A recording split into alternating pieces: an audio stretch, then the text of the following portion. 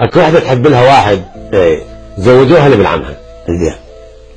لا ابن عمها يحبها ولا هي تحب ابن عمها، هي تحب شاب وابن عمها يحب شابه. سبحان ف صار الزواج عشائري، يريد نقول بالقوه يعني. زواج عشائري ايه قصرا. اي. فحبلت جابت ولد، الولد بكى بالليل. قالت له ظل ابكي كل الليل ابدا ما هزك. الله. ظل ابكي كل الليل ابدا ما هزك، لو انت ابن هواي كان اشمعز.